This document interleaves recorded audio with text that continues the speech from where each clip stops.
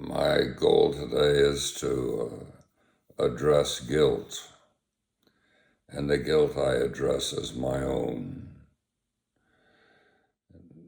This particular guilt has to do with the election of Donald Trump as President of the United States of America and the consequent subordination of the interests of my nation, the interest of the human race, to the interest of the Jewish state of Israel.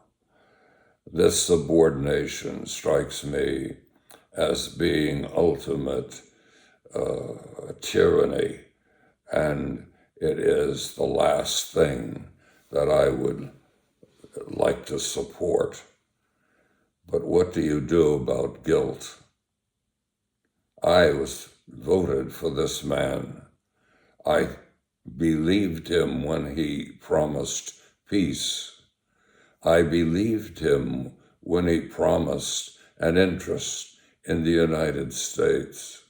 Yes, I did regret the idea that he would choose the United States over everyone else, as if there was an antagonism that must be developed and pursued, because I do not see the relationship between myself and anyone else as basically a negation of something, a destruction of something. I see it as something that is to be constructed and built. Max Shaler in the 1930s wrote a good bit about the relationship between the individual, between me, between you, and other individuals. And he talked about group reality, that we not only are individuals in our relationships, but we're something more than that. There's such a thing as group guilt, and that is pretty much what I'm talking about now.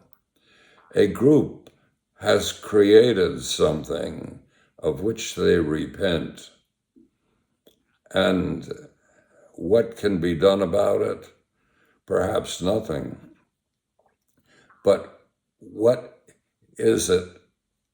What is an individual anyway? What is Max Shaler talking about when he's talking about this person who is not just an individual person, but something more, something related to other people? Well, Shaler saw people as approached through experience, and the experiences they have are experiences of opposites. We're involved with opposites all the time. If you take John Smith, he is the father of Mary, and he is the husband of Betty, and he is, in his own way, involved in 1,000 different kind of oppositions. He's this in religion, he's that in politics. All of these things involve him in things that he fights for and fights against. And the question comes up, what is he doing with all of this fighting? What is he doing with all of these opposites? Because opposites can be quite threatening. One tends to want to defeat the other. And so what's the name of the game? Is it destruction? Are we trying to destroy the opposite all the time, making world safe for one side, deadly for the other? Because that is the philosophy of the state of Israel and of the nation America, that totally supports the state of Israel. And yet this identification is obnoxious. It's subhuman.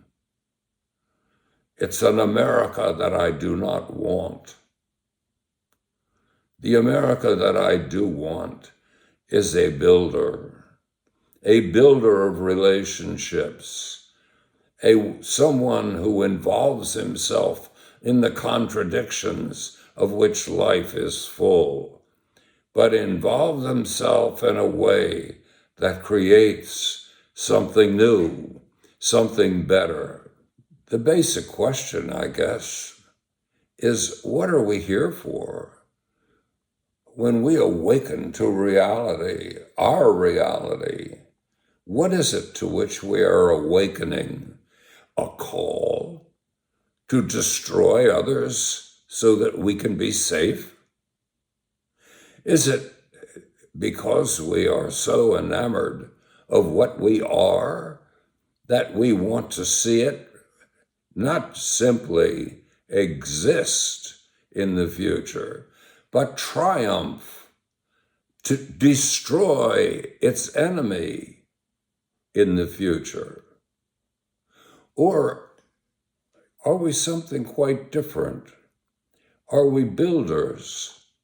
Can we, by putting things together, by synthesizing oppositions and contradictions, can we create something beautiful out of a contradiction between masculine and feminine, between generations, between Protestants and Catholics, between Jews and Muslims? Because our world is full of these tensions between opposites, and our lives are inconceivable independent of these tensions between opposites. But are our lives conceivable only in terms of defeating the opposition, of destroying the opposition? Or is there something far higher and greater? Is there something sublime, something divine that calls us through opposites, through opposition, to something that is really worthwhile? This is the vision that I think is important for us to have, whether we're Catholic, Protestant, or Jew. And it is this vision of construction rather than destruction that must characterize America in the future, and that Israel, in order to exist properly among nations, must claim as its own.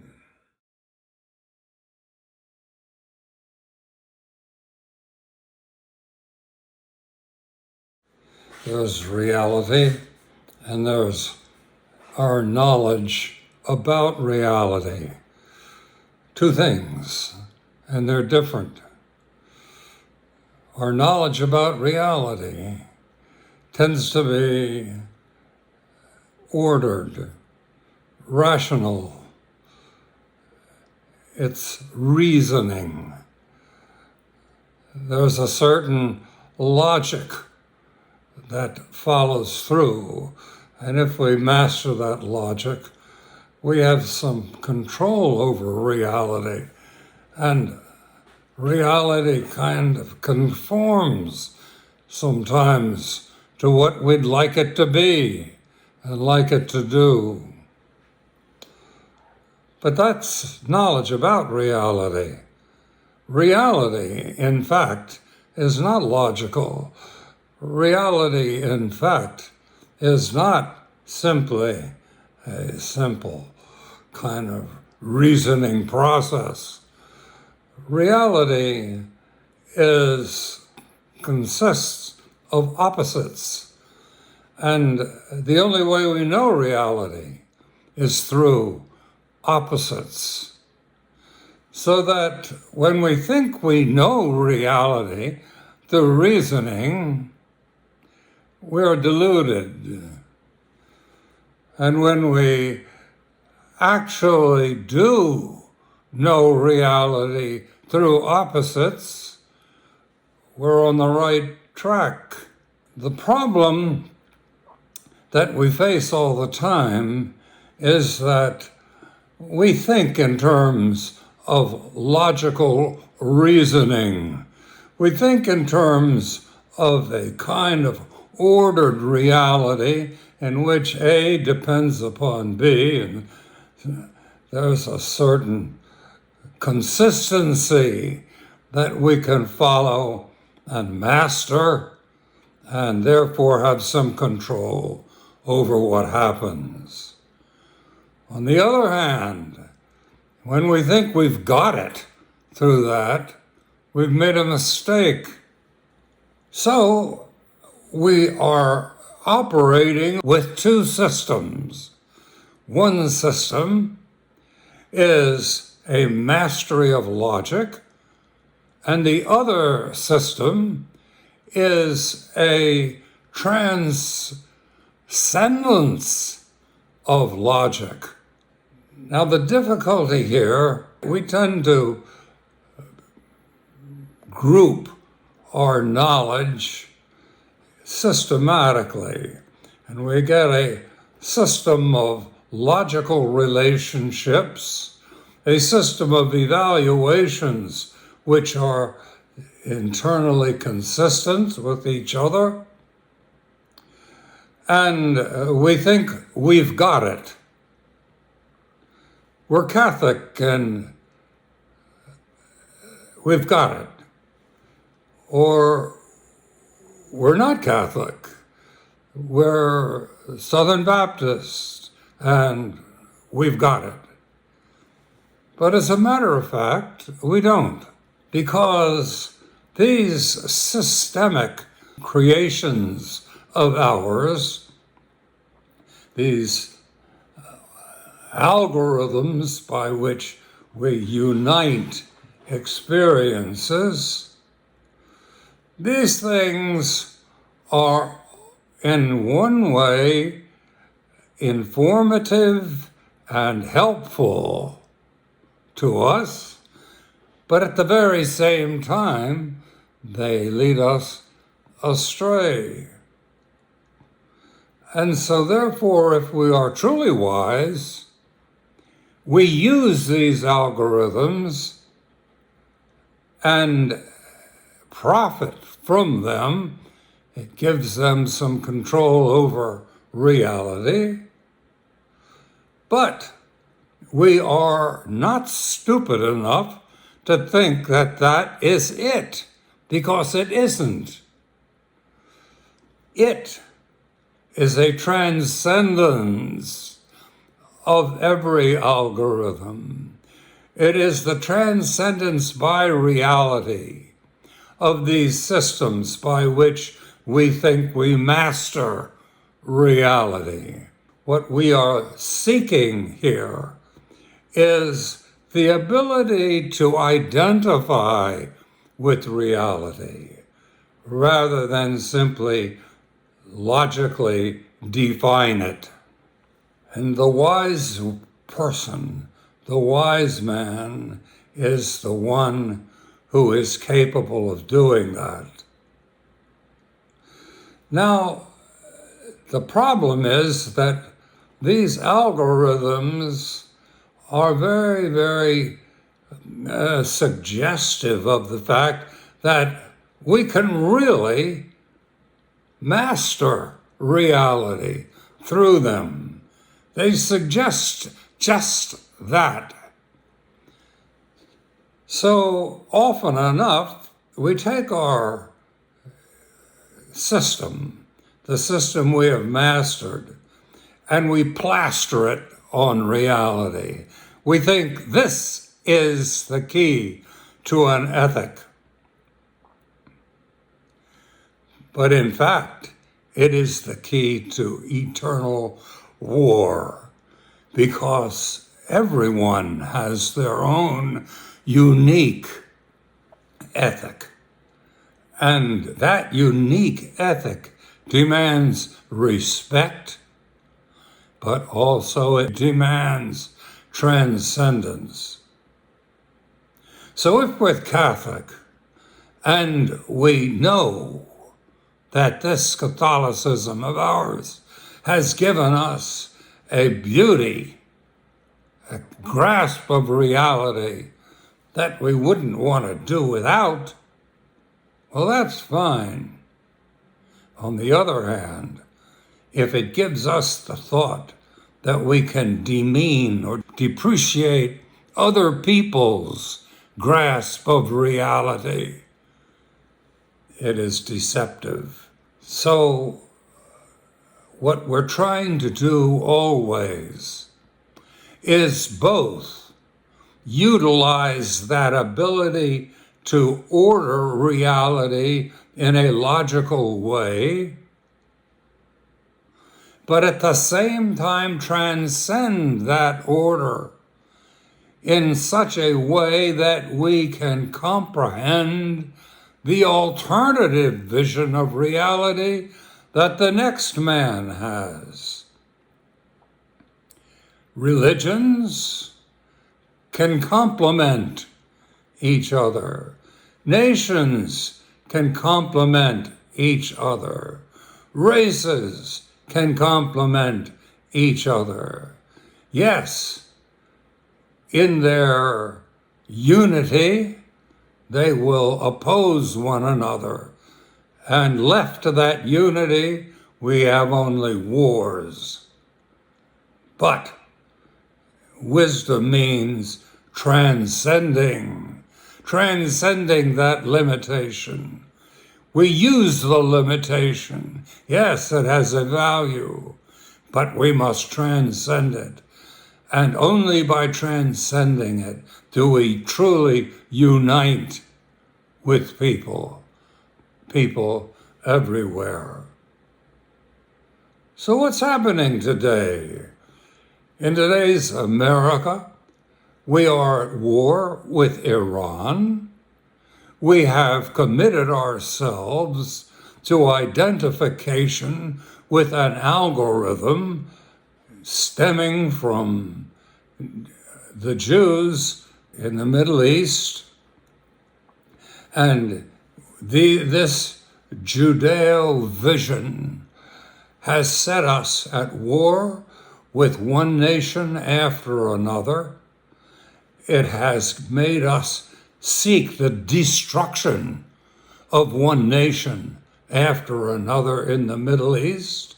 It has set 38 million people away from their homes, driven them from their homes, made them homeless. It has killed hundreds of thousands of people in the name of allegiance to the single vision of reality, the algorithm that is proper to the Jews. America has committed itself to an algorithm that is not even American. Yes, it has destroyed itself by committing itself to an algorithm that is that of the Jews. It's almost incredible how stupid this American commitment has been. It's one thing to destroy oneself and destroy the world in a commitment to your own algorithm. At least that's a certain decency in that stupidity. But if you don't even have the brains to adopt your own algorithm, but go to another place, to an algorithm that is not even worthy to be your own, and adopt it and make it the determinant of your ethic, then you have committed a crime beyond any belief, beyond any comprehension. And that is what this country, under Mr. Trump and under the Republican Party, has done. This has been a crime without comparison. And what we must do is we must recognize the difference between the two kinds of knowing. The difference between a rational kind of vision of reality organized around a certain limited experience of reality, and on the other hand, an ability to transcend that limitation in a more full and rational and productive union of visions. It's something like sexuality. What do you do to transcend masculinity or femininity? You wed them in a higher unity, which is explosive and generative of new reality. And that is the formula that we must accept and embrace as indicative of true wisdom today.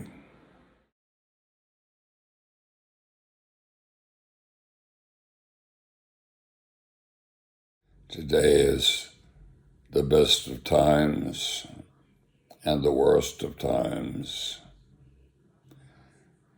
It's the best of times because it is a time for invitation, a call to life, a call to recreate the world. This must be done because at the same time that we have this call, we have a very real threat to end the world. This is, in a sense, the worst of times. We look around and see nothing but war. We look around and see hatred. And we see that our nation is part of this war commitment. Our nation is a leader in going to war. Our nation is a leader in world hatred. So, at one and the same time, we are being threatened by annihilation by reason of our own failures, the failure of America, the failure of Israel today to measure to what is possible.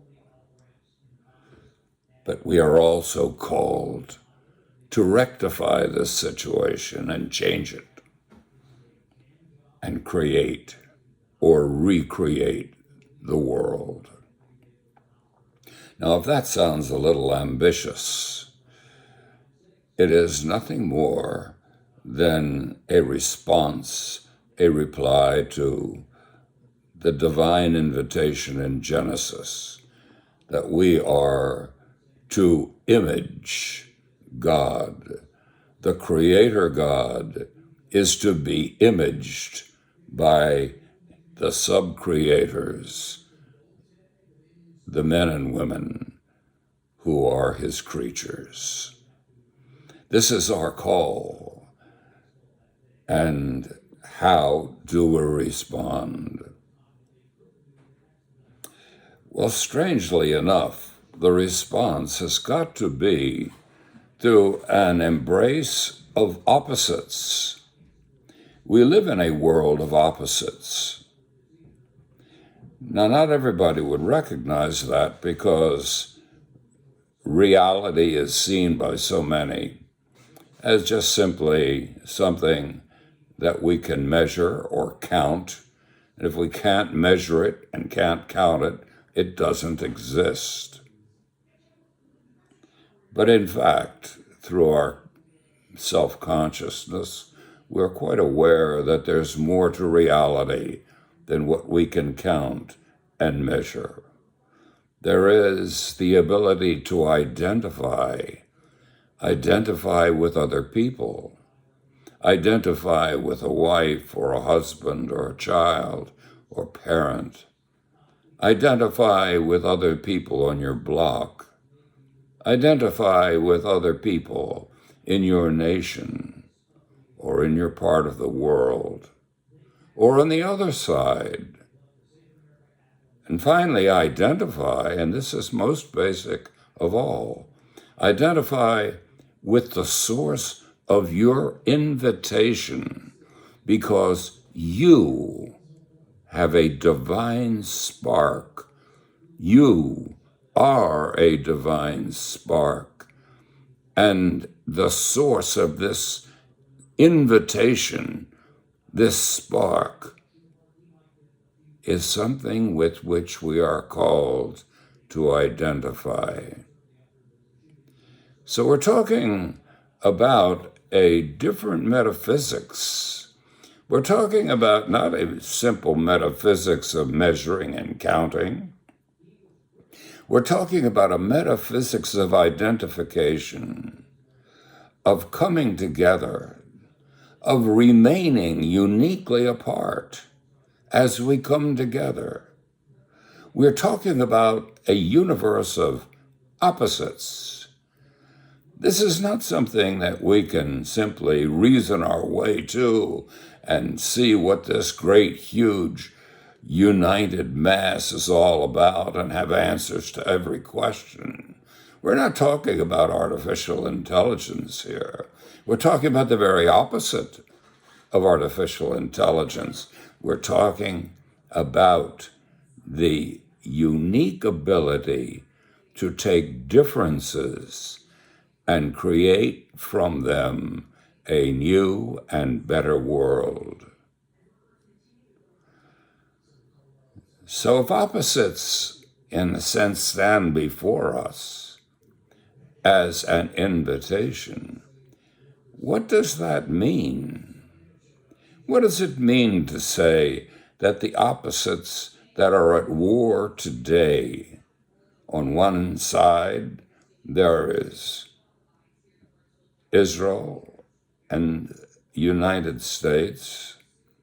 There is a universe of Zionism, a universe of those who place the physical well-being of their own group above every other value. In fact, it annihilates every other value. And that is most dramatically expressed in the Gaza horror that we have watched over this past year. There is a war going on between those people and others who want to bring the world together in progress, in new railroads, in new ways of transportation, in trade relationships.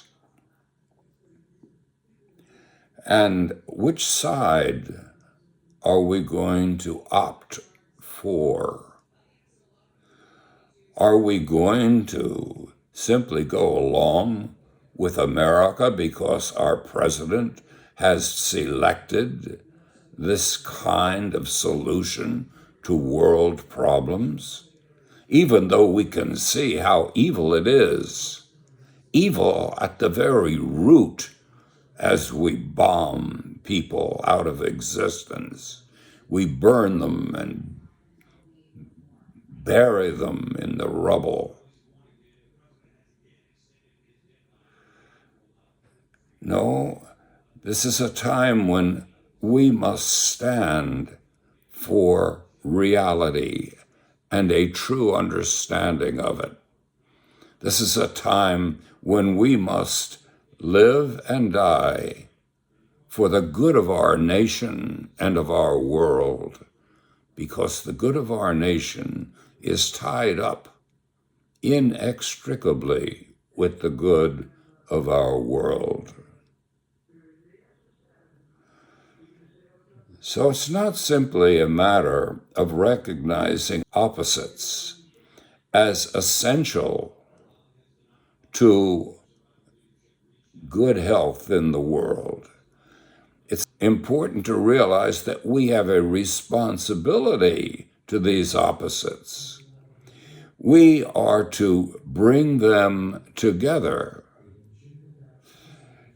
We are not here to impose one way on everyone. That is basic tyranny. We are here to synthesize differing ways of solving problems. So opposites are calling us not to the tyrannical imposition of a single idea. They are calling us to find the differences, find the true reality that are behind those differences, to eliminate the false reality that betrays those true differences, and bring the world to a productive harmony, a productive explosion through recognizing those differences. So we're being called, in a sense, to recreate the world. What?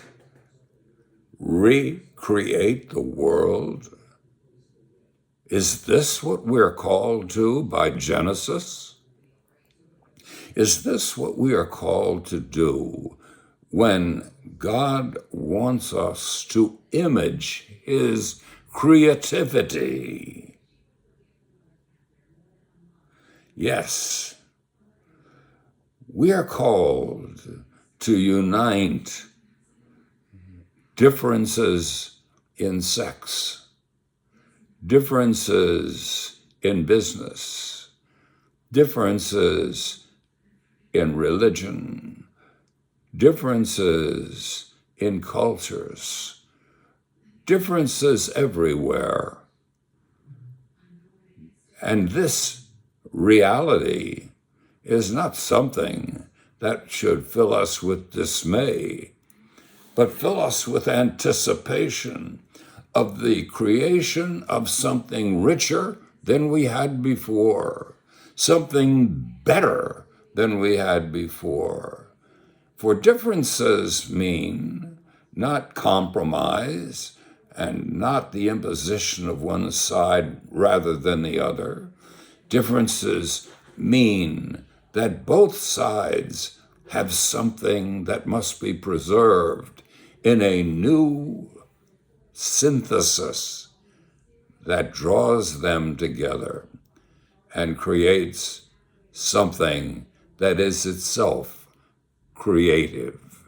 So in speaking of this new way of living, in speaking of this call to new life, we are speaking of something that affects how we are in religion.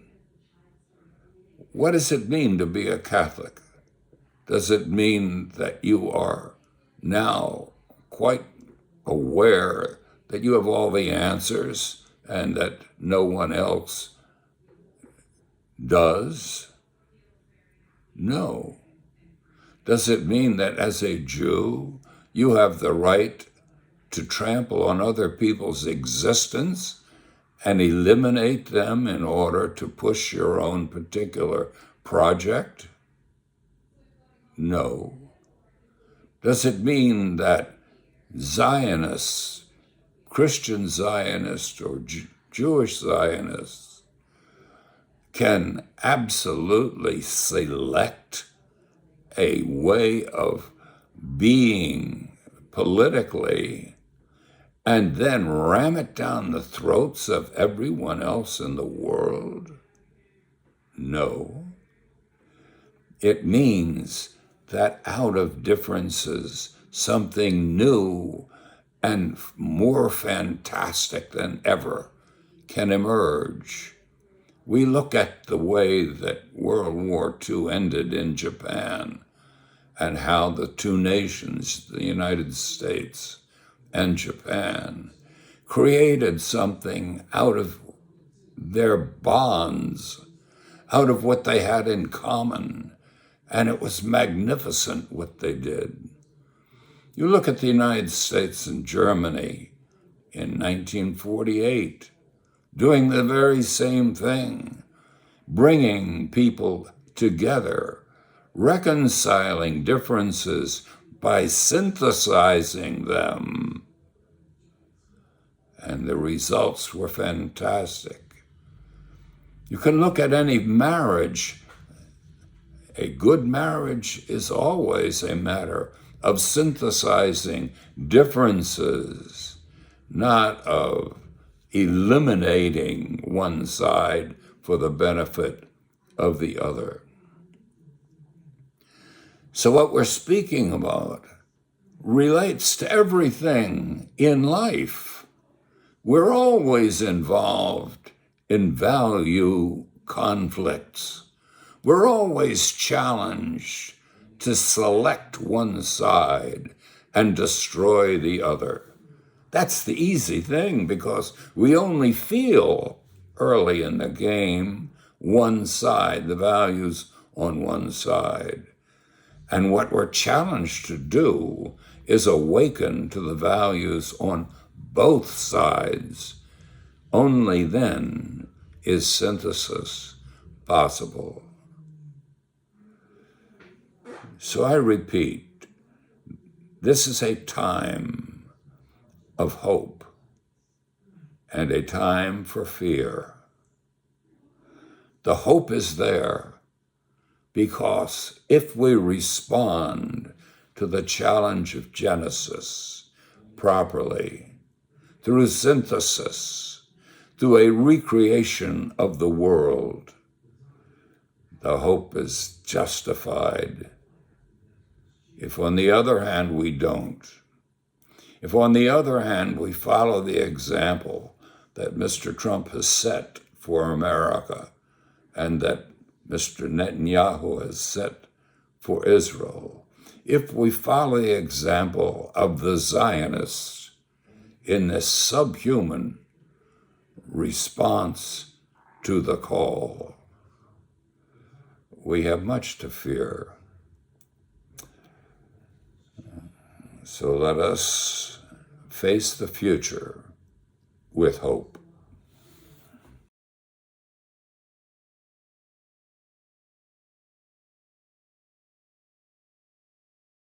I am a Catholic. I've been one since I was 2 weeks old, I guess. And what does that mean with respect to my relationship to the world?